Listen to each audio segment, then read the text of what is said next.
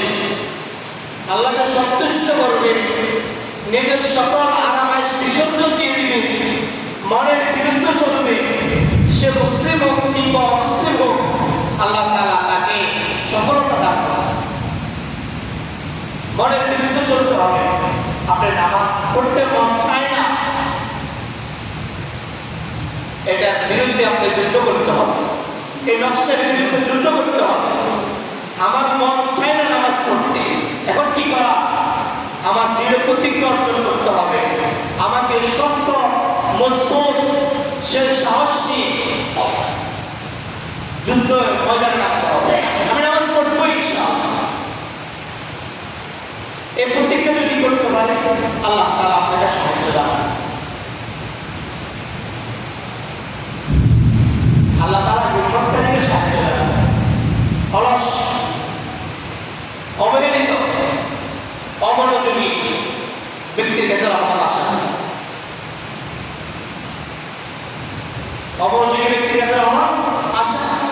দুই বন্ধু একসাথে কাছাকাছি শুয়ে রয়েছে, বড় গেছে তো এক বন্ধু মুখের উপরে একটা পাতলা ধরে বসছে, পড়ে নিচে পড়ে গেছে। তো বন্ধু অপর বন্ধুকে বলতেছে, দোস্ত তো বড়টা নিয়ে আমার মুখে দেখে। তো বলতেছে, আমি পারবো না। দেখেন কত বড়টা নিয়ে নিজের মুখে দিবে, এটাও সে পারে। কিছুক্ষণ পরে এসে একটা কুকুর এসে তার আমাদের পেশাব করে দিচ্ছে। তো বলতেছে, দোস্ত কুকুরটার সে কুকুরটা চলে যায়।